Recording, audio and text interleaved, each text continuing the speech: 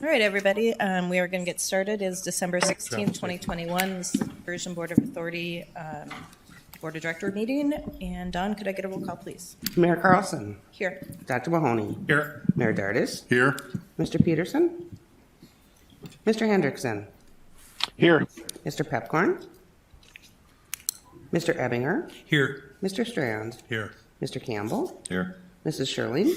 I'm here. Mr. Olson. Here. Mr. Salzavold. Here. Quorum is present. Thank you. Moving on, do I have a motion to approve the minutes from November 18th, 2021? So move. Second.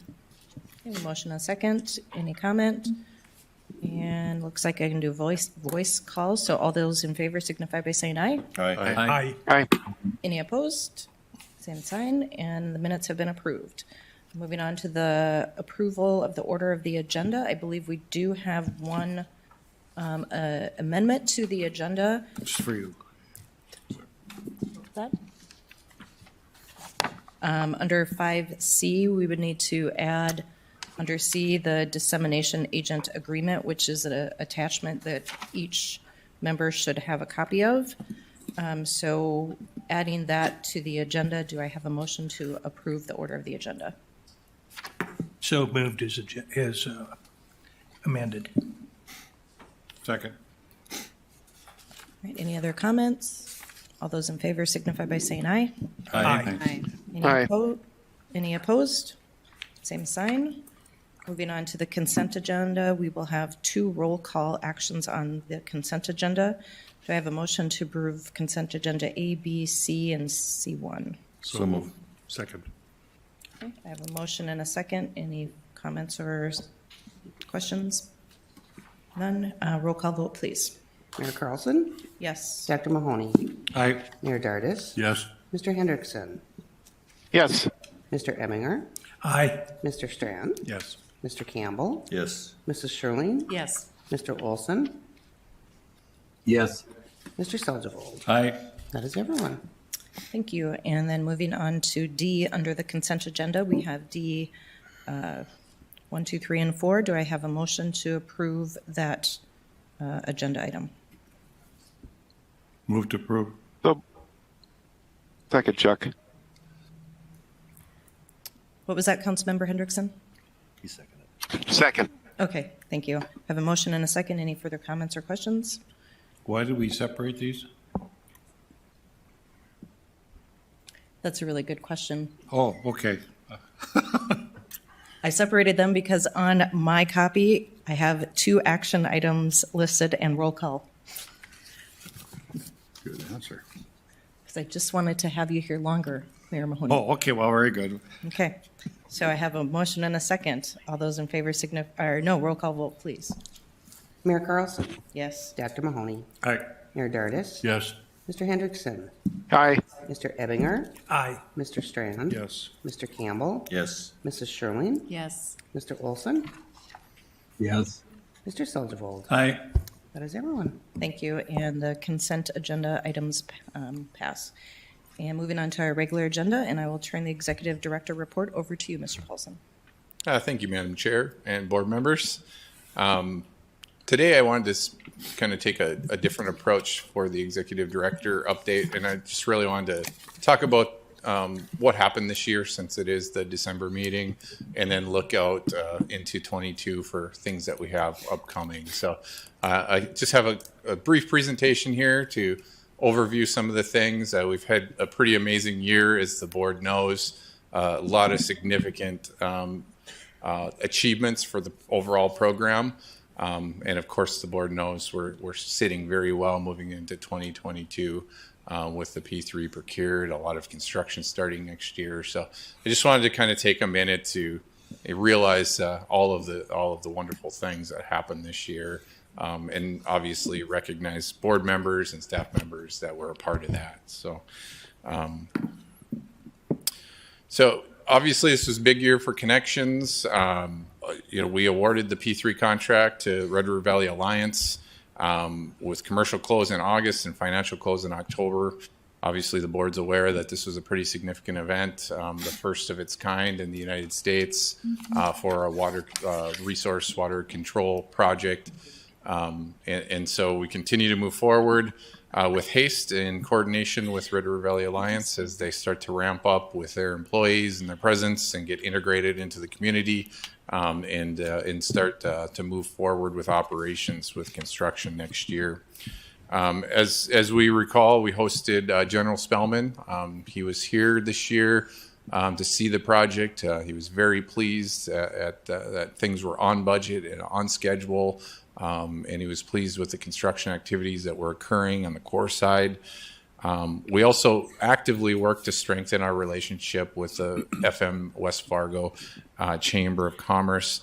And the intent of that really was we knew the Red River Valley Alliance was coming in, and there was going to be a lot of questions about materials, supplies, industry, workforce, really a lot of the issues that the chamber deals with. And so we wanted to be in lockstep with them as we start to work to help the Red River Valley Alliance integrate into the community. And if I know some of the board members did attend the Eggs and Issues on Wednesday, and the Red River Valley Alliance did a great presentation, just talking about who they were and introducing themselves to the community, and kind of their perspective for purchasing local equipment. I think that got a round of applause from everybody that attended that chamber meeting. So that was really great to see. We also developed a winning strategy with the North Dakota legislature this last year with the acquisition of $430 million for the program that fulfilled all the state funding. Just a wonderful achievement that gave us certainty in our financial plan and gave us certainty moving forward in signing the agreement with Red River Valley Alliance. And then, of course, this picture is a wonderful picture, I think. We engaged the North Dakota and Minnesota congressional leaders in D.C. as we continue to move forward with coordination with OMB, the Assistant Secretary of the Army, and the U.S. Army Corps of Engineers headquarters for our $180 million request. And maybe just take a special moment here to update the board as well. You're all aware that Chairwoman Carlson, Mr. Shockley, Mr. Nicholson, and I were in D.C. on Tuesday this week. We met with Acting Director Shalonda Young of OMB, as well as Senators Klobuchar and Hoeven. We had a 40-minute long meeting to discuss the project and make sure that we could answer any questions that OMB has as they're discussing and contemplating the Infrastructure and Jobs Bill, the recent legislation that passed. And so I'm happy to report to the board that the meeting went wonderfully.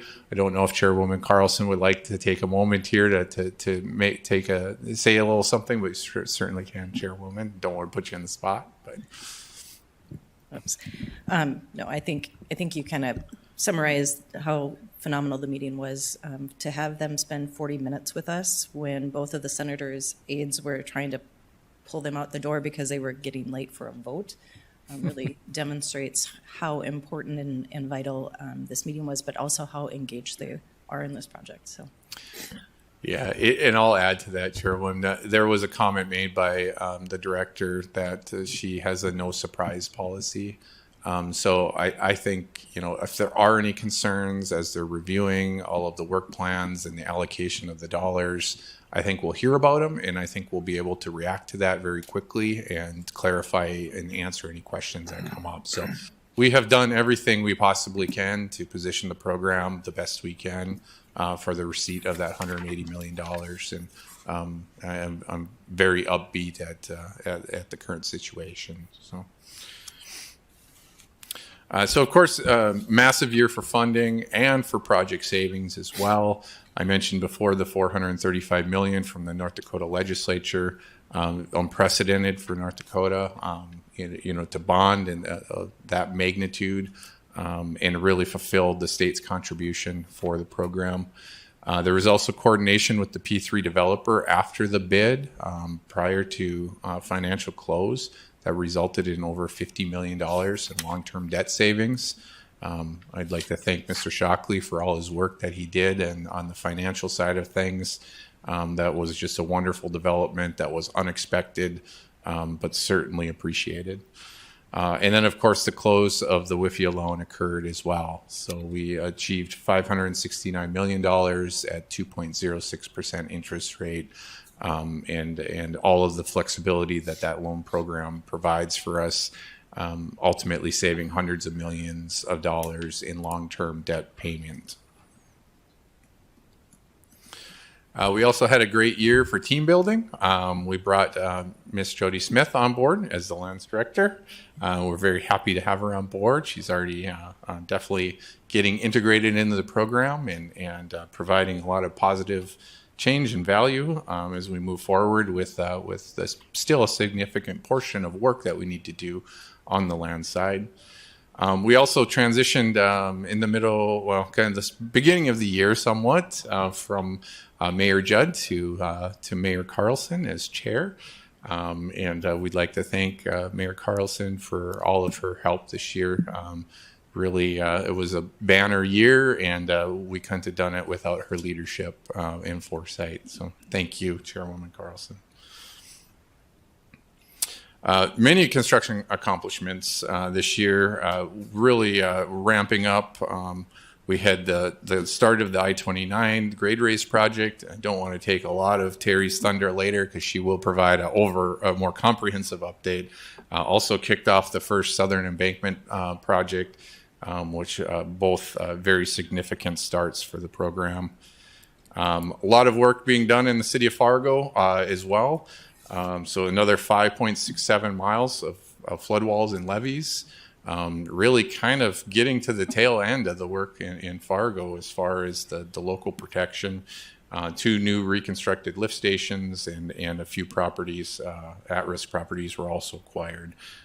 So we're kind of ramping down some of that construction. We still have a few years left for various projects, but ultimately both Fargo and Moorhead are in much better positions today to fight a flood if we were to have one during construction. Major progress on the Southern Embankment as well. As you're all aware, the diversion and inlet and the wild rice structures are well under construction, as well as the initial excavation work at the Red River Control Structure. That and all of that fill material was used for the I-29 grade raise project. We also did a lot of ecological projects as well and mitigation projects, and these are a requirement to do in conjunction with the construction that we're doing on the control structures. So we planted over 6 acres of trees in the Oxbow area and restored over 10 acres of wetland. Those are all credited for mitigation. So just looking at a few things to come next year, we have a big year ahead of us. We have the start of construction on the diversion channel and associated infrastructure. We intend to continue to work with the Corps in watching the I-29 grade raise project come to completion, as well as additional mitigation projects that we'll see. Excuse me. Another 58 acres of trees planted as mitigation within the Oxbow area. Begin the Drain 27 wetland restoration project. Award the Red River Control Structure, and then we'll see the installation of the gates at the inlet and the wild rice structure. Those are currently being manufactured. We expect those to be delivered this spring and really start to see those projects come together and look more like finished control structures. A couple unique dates noted here that we received from the Red River Valley Alliance. We are expecting construction to begin in April of 2022. Some of the mobility and transportation projects will begin around the August time period. The drain inlets, and then we will see the start of construction on the first aqueduct towards the end of 2022, as well as the beginning of the channel construction towards the end of 2022. And just a note, the Red River Valley Alliance does intend, once they start construction on the channel, that is a 7-day-a-week, 365-day-a-year operation. They will not be stopping for winter. So once they start towards the end of 22, they will continue through until they're completed with all of the excavation work necessary. So a lot of activity will be happening throughout the year, once we hit that tail end of summer in 22. So ramping up and reaching out, we obviously have been involved in a lot of discussions within the local community on the economic impacts. The board did take action to move forward with NDSU a few months ago on an economic impact study. So that is currently underway. There's a lot of folks within the community that are excited to see the results of that economic impact study. We're also assisting the Red River Valley Alliance in looking at local higher education and apprenticeship trainee programs, which were a requirement within the contract documents. Hopefully, that will be a part of the overall workforce strategy. Also, redesigning the website, that should be moving forward here. I do intend to do a procurement process with a public procurement to bring on a firm to update our website and get that more in line with our legal requirements and clean up some of the links and information on there, as well as expand our public relations and media relations efforts to reach a broader audience concerning the project and the construction that's occurring.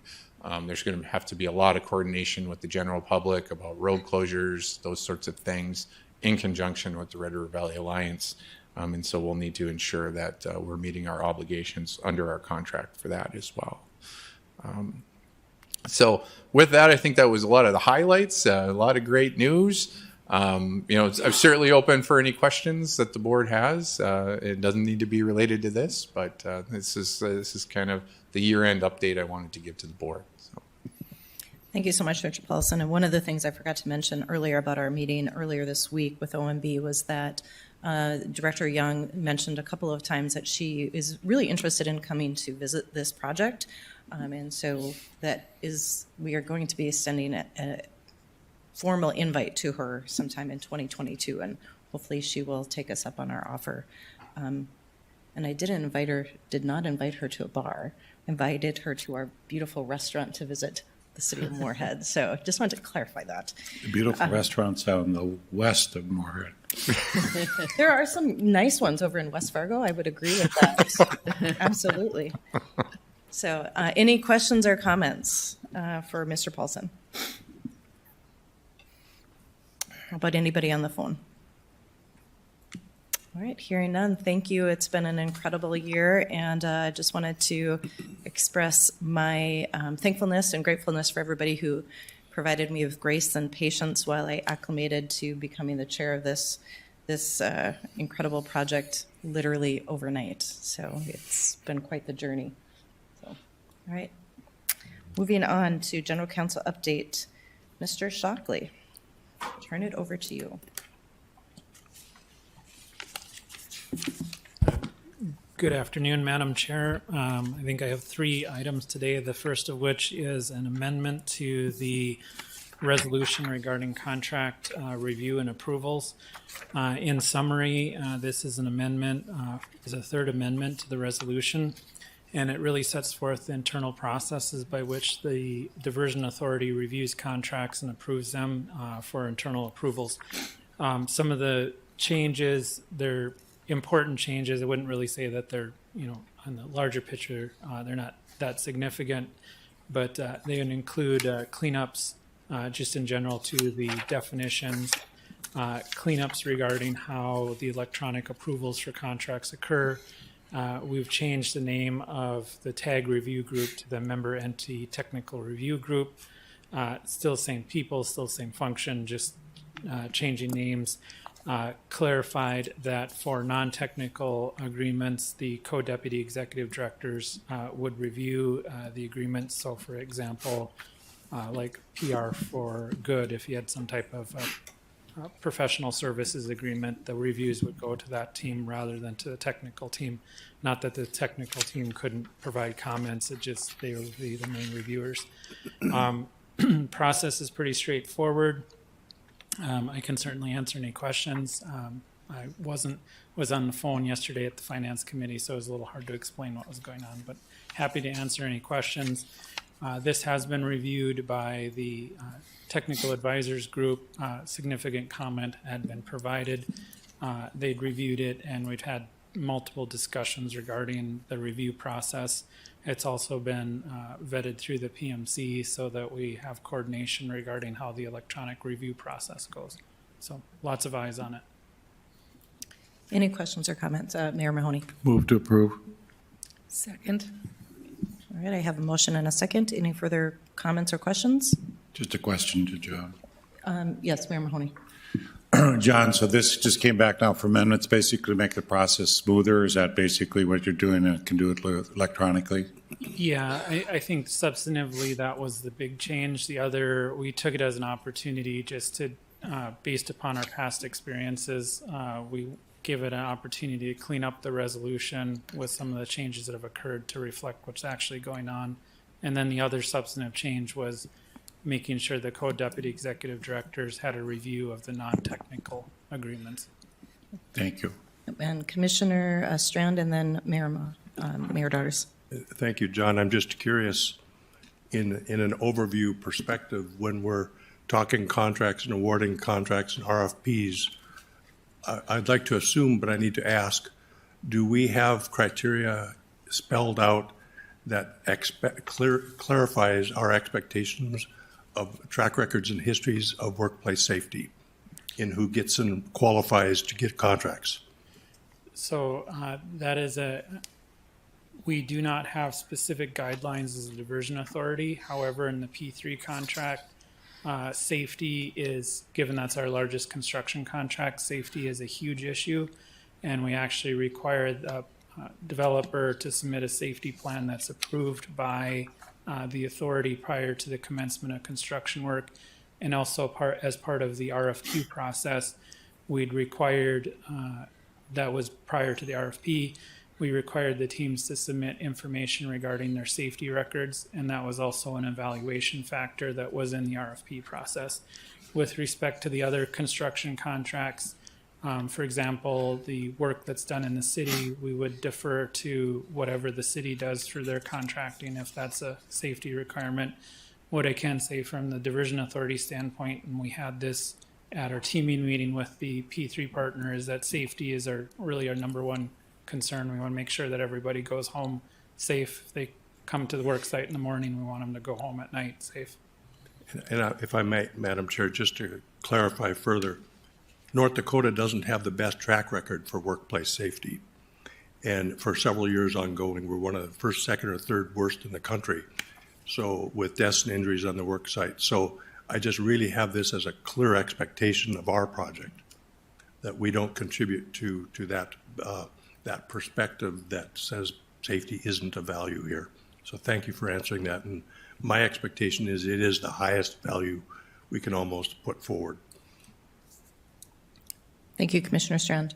Mayor Daughters? Yes, Mr. Shockley also provided Mr. Steen and myself a red line copy of this, of what those changes were. I have one question, Mr. Shockley, and that is, when it talks about the member entity technical persons, they have 2 days to review this. And I think you answered the question when you said the technical team has reviewed that. Is that practical in 2 days? Well, yeah, to answer the question, so we did spend some time on that specific timeline. That's 2 business days. And so, for example, if at 4 o'clock today the contract was sent out, you'd have until Tuesday morning basically to respond. And so we use business days specifically. If that doesn't work, we can always come back and amend it.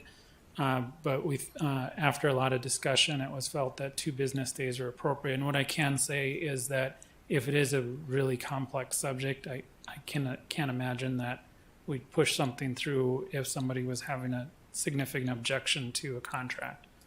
Thank you. Okay. All right. I have a motion and a second. Any further questions or comments? Hearing none, could I get a roll call, please? Mayor Carlson? Yes. Dr. Mahoney? Yes. Mayor Dardis? Yes. Mr. Hendrickson? Yes. Mr. Emminger? Aye. Mr. Strand? Yes. Mr. Campbell? Yes. Mrs. Sherling? Yes. Mr. Olson? Yes. Mr. Selzwald. Aye. That is everyone. Thank you, and the resolution passes. Moving on to 5B. Turning it back over to you, Mr. Shockley. Thank you. Item 5B is relatively simple. As part of the financial plan, the Diversion Authority had intended through the Master Indenture of Trust to apply for and obtain SRF loans through North Dakota Public Finance Authority. SRF loans are commonly utilized for drinking water and clean water features of the project. They're a 2% loan and they go for approximately 30 years. The North Dakota entities are probably very familiar with these types of loans. On the Minnesota side, it's referred to as PFA. So it's a federally funded state program that the federal government had given the state money to loan out to political jurisdictions around the state. And so this is just an application authorizing that, or resolution authorizing the application to be submitted and signed by the authority. And that is part of our financial plan. And this is for lift stations that would be located within the city of Fargo. Thank you, Mr. Shockley. Any questions or comments, or do I have a motion? Move to approve. Is there a second? Second? Okay, I have a motion and a second. Any further comments or questions? All right, hearing none, could I get a roll call vote, please? Mayor Carlson. Yes. Dr. Mahoney. Yes. Mayor Dardis. Yes. Mr. Hendrickson. Yes. Mr. Ebinger. Aye. Mr. Strand. Yes. Mr. Campbell. Yes. Mrs. Sherling. Yes. Mr. Olson. Yes. Mr. Selzwald. Aye. Is everyone. Thank you, and the resolution passes. And then on to 5C, which was added, which is a dissemination agent agreement with Colliers. Turn it back over to you, Mr. Shockley. Thank you, Madam Chair. Thank you for allowing this item to be added to the agenda. It's probably, as was pointed out yesterday at our Finance Committee, probably one of the lowest contract amounts that this board's been asked to review. As per the issuance, and Joel touched upon it briefly, as part of the developer's finance plan, we had issued private activity bonds. We're required under an agreement with the private activity bond holders to do a disclosure once a year through the EMA process, which is a municipal reporting service that's national. And it takes some time to post different documents, and it's really one of those items that it's time consuming. It's not particularly challenging to do the posting. You just got to make sure you're doing it, but it does take time to gather the documents. And if you miss posting things, then there's consequences. And so my recommendation is always just to retain a dissemination agent, and it's their job and they're liable for doing it. So if something doesn't get filed and the bondholders get upset and bring suit, then they're liable rather than the authority. And Colliers performs this service. It's $700 for 2022. It's based upon the number of obligations that you'd have to report upon. We're expecting that it would be $700 a year until 2024, 25, or 26, when we would issue some sales tax bonds at the end of the construction project. And it could jump up to a maximum of like $2,000 a year. But this year it's only $700. All right, thank you, Mr. Shockley. Questions or comments? Move to approve. Okay, I have a motion. Is there a second? Second. Don, I'll let you decide if you would like to take Commissioner Sherling or Commissioner Ebinger on that one. It was a tie. Okay. So I have a motion and a second. Any further comments or questions? Roll call vote, please. Mayor Carlson. Yes. Dr. Mahoney. Yes. Mayor Dardis. Yes. Mr. Hendrickson. Yes. Mr. Ebinger. Aye. Mr. Strand. Yes. Mr. Campbell. Yes. Mrs. Sherling. Yes. Mr. Olson. Yes. Mr. Selzwald. Aye. That is everyone. Thank you, and the motion passes. Thank you. Thank you. Moving on to number 6 and the Usace project update, and I'll turn over to you, Terry. Good afternoon, Madam Chair and board members. This is the core monthly update for December and the end of the year, another great year. I believe the drone footage will be shown after this monthly update, so we'll kind of go into construction, ongoing construction in a bit more detail. So the diversion inlet structure remains on schedule. It's about 79% complete. And the focus has been to complete the vertical concrete placements to prepare for arrival of those big gates, which looks like March of next year. Wild rice, that is also on schedule, remains on schedule and about 49% complete. Arrival of the gates is now anticipated more around the May timeframe of next year. Number 3, I-29 raise. With the bypass in place, the contractors focused on removing the concrete lanes of the existing I-29 alignment. The borrowing at the Red River structure site was complete. And that was a huge accomplishment for that contractor to get that done. Number 4, reach SE1. Nothing much to report since the last time. The contractor's basically under winter shutdown. On schedule, about 72% complete, and all that's left for next year is a little bit of impervious fill, topsoil seed, and then putting the aggregate surfacing on the road portions of SE1. Number 5, Red River structure. We're in procurement phase for that. The RFP went out on 12 October. Proposals were due this week on Tuesday, 14 December. And the evaluations by that team are underway. Award of the contract is being planned for late March, and this is, of course, dependent on fiscal year 22 federal funding. On to number 6, reach SE1B. We're approaching the last phases of design for that short reach between SE1 and the DIS. The 95% will start in March. Number 7, talk about reach SE2A. As you know, this is a phase that we plan to award in fiscal year 22. We've got final plans and specs basically done and on the shelf, ready to go, awaiting funds. And SE2B, as reported last time, we've paused the design of that to resolve some kind of big design issues. The last 2, Drain 27, Drayton Dam, as Joel said, mitigation projects extremely important and required.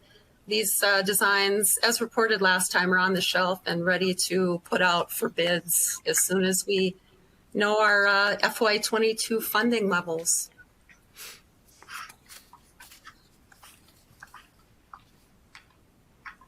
And then I'll talk through the drone footage, and it kind of lags from my end. And so if that happens, I'll just kind of talk through it.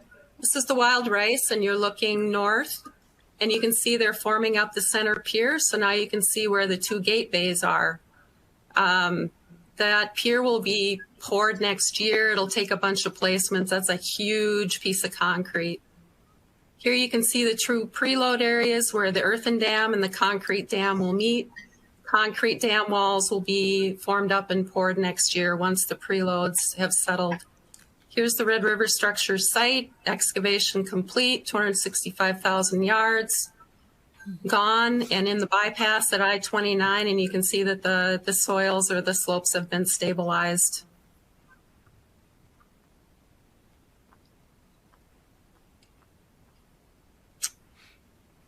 The next item is going to be I-29.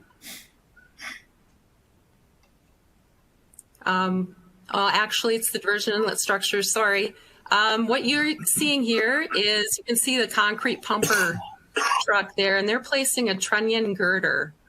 And this is one of the anchor points for that first gate. There's 3 gates at the diversion inlet structure. There will be 6 of these trunnion points that anchor the gates. So they have to take a lot of load. And the reinforcing, pretty complex, a pretty important pour there. I-29, you can see the bypass lanes in place. So we're going south here. The contractor's been removing the existing lanes. Here's the concrete crushing plant. Here we're looking north. So you can see cars going on the bypass lanes. A lot of concrete to crush. They'll do this, I think they'll do this throughout the winter. And here we are kind of looking north towards County Road 16. Onto the southern embankment, we're flying from to the southwest along here. All of the impervious fills in place, dam embankment. You can see some farm approaches and culverts have been placed as well. Again, next year, topsoil seed and putting the aggregate surfacing on the road portions.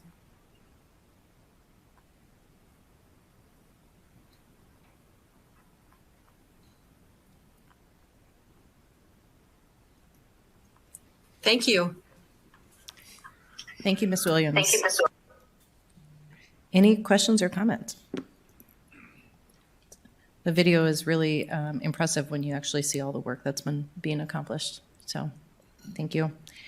Moving on to public outreach update, I'll turn that over to you, Roger. Hi, Chairwoman Carlson. We did not have an outreach meeting this month. However, I do know that our crisis outreach or crisis communication plan is almost finished, and that'll be an important document to rely on when we have issues that need communication. And that's really all I have at this point. So I would stand for questions. Thank you, Roger. Any questions or comments for Mr. Olson? All right, we'll look forward to seeing that plan and hearing more about it next year, I guess, which would be next month. All right, moving on to number 8, land management update. I'll turn that over to Commissioner Shirley. Thank you. We did not meet either this month. We did not have any actionable items for our committee, but needless to say, a lot of work is going on. And I believe Mr. Olson is online for any questions you might have, or if you want to give them an update, Roger, on what the joint board has been doing, and then if Commissioner Campbell would update us on Minnesota's activities. Sure, Commissioner Shirley, this is Roger. Yes, we continue to get appraisals and continue to encourage counter offers, and we accepted a counter offer today, which was had been in the works for quite a while. So we just continue to work with the landowners and communicate with them through our land agents, and also the staging area and the valuations within that staging area from Crown Appraisals. We'll be working with that and the land agents. And then also coming up, we will be having some public meetings talking about the flowage easements and what that might mean, and taking questions from landowners, and hopefully having the information that they request. Thank you. Thanks, Roger. Commissioner Campbell, do you have anything? I believe Commissioner Strand had a question. I do. Thank you, Madam Chair. I'm just curious. I'm getting this sense that farmland values are really escalating in value. And I'm curious our perspective on that topic with purchases we made and purchases going forward. I just kind of like a balcony view if I could. Sure. Yes, we are seeing values creep up and at times leap up, and especially in that southern embankment area and the Drain 27 wetland project, that area. As you know, it's a potential development area, and those landowners are trying to capture some of that value along with our appraiser. And it's a dynamic market which is changing quite fast. Certainly does not mean that it would continue, but at this point it is dynamic. And through our appraisers, we're able to capture some of that value and compare it to other land sales. but it is a challenge to keep up with evaluations. Thank you, Roger. Guess turning it over to you, Commissioner Okay, Campbell. thank you. The Ward Clay County Joint Powers Authority did meet today, and we did have a first look at a draft flowage easement offer letter that we're looking at sending out. There's obviously more details involved with that, and I think the timing of that, the plan for that is sometime in January, I think is the intended time frame for that. In reviewing it, we had some suggestions to the draft, and Mary, I think I also suggested that you being really involved with these and wanting to know those things, that draft should go before you as well, the land committee. So hopefully you'll be seeing that shortly, and we're looking for any additional revisions to that. We did approve a couple of appraisals today, and also approved a couple of different moving cost reimbursements for completed properties. So that concludes my report. The only other thing I would add is that that we are going to be starting negotiations with flowage easements, and so there will be some information forthcoming to board members to help us all understand how complicated that is and how we got to the numbers we've gotten to. Thank you, Commissioner Sherling. Before I turn over to the finance update to Mayor Dardis, just wanted to let everyone know I do have another meeting, and I'm going to turn over the meeting to Commissioner Campbell once I leave. But I will turn it over to you, Mayor Dardis, to give a report on the finance update. Thank you, Madam Chairman. The Finance Committee did meet yesterday.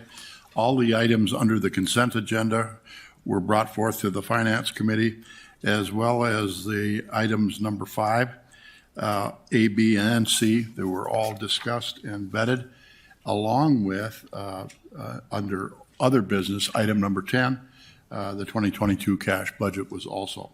So we had a good meeting. Our net position as of yesterday was $98,984,816. Bills submitted thus far in December for work is $10,584,745. With that, I entertain any questions. Any questions? I have one more comment that I would like to make. Through the efforts of Chairman Carlson, Mr. Paulson, Mr. Shockley, Mr. Barthel, Joel and Chris, everybody, we are continuing to try and come up with dashboards or reports with regard to finance as to how we move forward in 2022 to make everyone aware that, without a lot of study and going through pages and pages of documentation, where we're at and how we're moving, because we're going to start spending a lot of money in 2022. Not that we haven't been, but we are going to continue with that. And so that will just have you with some working documents that it won't have to be such a deep dive. And again, I'm very grateful for all of the people that I just mentioned for their assistance in getting us to that point. Been extremely helpful. And I'd be neglected if I didn't mention Commissioner Steen has been an integral part of that too. Thank you. Thank you. All right, with that, we will move on to other business, 2022 cash budget. Joel.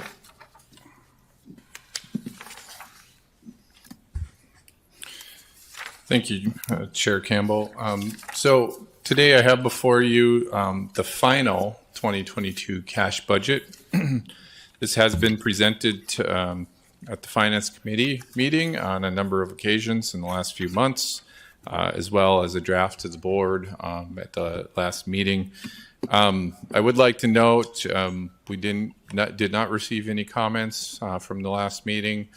So there has not been any changes since the last time you have reviewed the budget.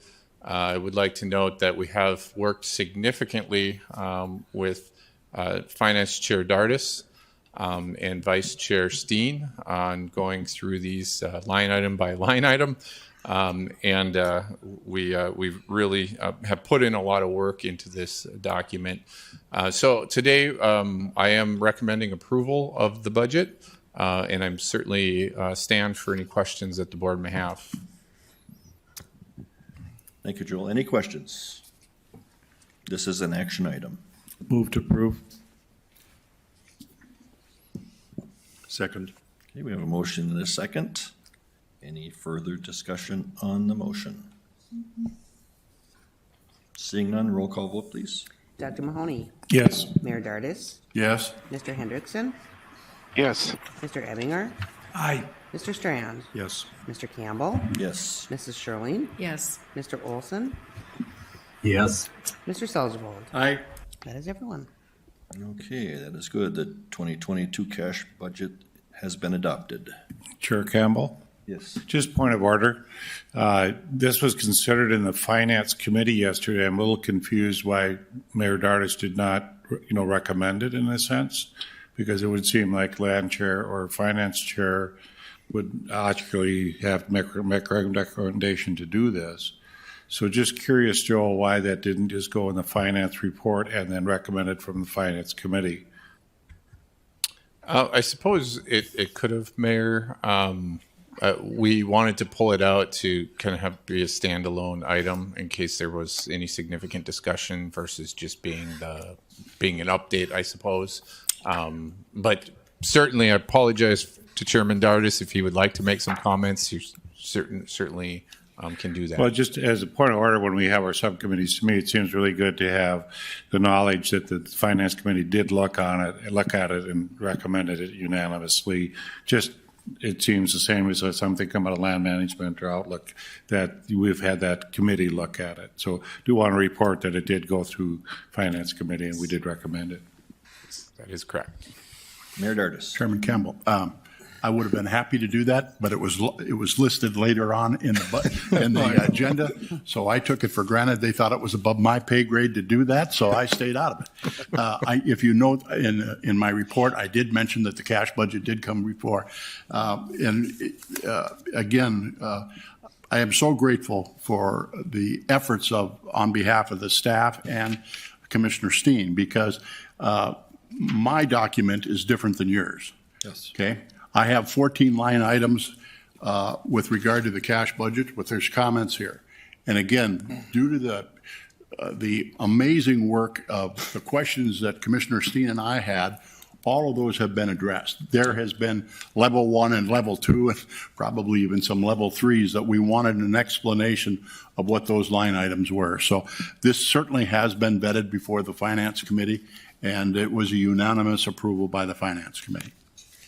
All right, I want to thank you, Mayor Dardis, and for Mayor Mahoney and Mayor Dardis, I am just simply following the approved order of agenda. I'm not arguing that, but I know that Dardis and Steen just took some extra time to go through a lot of stuff, and I just think, well, the board members, just reassure you that it was thoroughly looked at. Very good.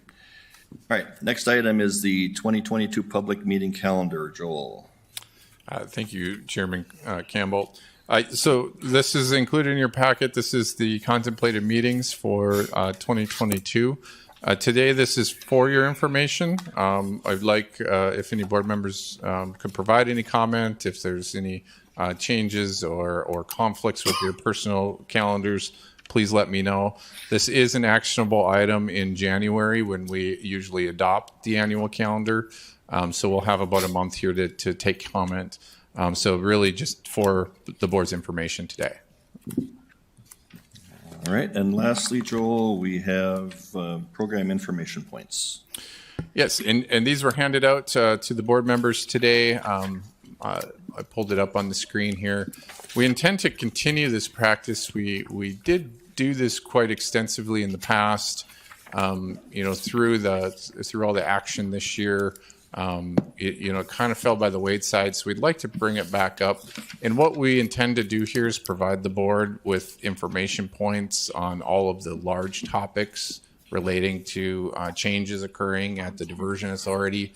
And then about on a quarterly basis, we'll update these and provide these to the board. Really a means for receiving questions relating to any particular item. You'll have a go-to sheet that you can you go to see the status and also keep everybody informed. We will be having a lot of changes in 2022 happening very rapidly and very quickly. And so this may go to a monthly status update for the board members so that we can all stay apprised of all of the dynamic and changing environment that we fully anticipate and expect next year. So again, just for your information, no action items. Thank you. All right, thank you. This brings us to Just a question. I'm sorry, did you say this would be online or provided? We would initially, our thoughts is we would provide this to the board on a quarterly basis. Okay. In the board packets. If things are changing more quickly than we anticipated and we needed to do this on a monthly basis, it would just be a part of our regular board packet to be a high level overview of all of the different pieces of the project. And you'd probably do this, but it's really helpful if you redline it when you do update it. Just Great makes life comment. easier. Yes. Yeah. Then you can see before and after. Right, Great comment, exactly. Commissioner Shirley. I guess this brings us to the end of our 2021 business of the Diversion Authority Board. With that, I guess I would wish all of you that have been working on this tirelessly and everyone a Merry Christmas and Happy Holidays and Happy New Year. With that, I would stand for a motion to adjourn. So moved. All right. Mahoney seconded, I saw it. We're adjourned.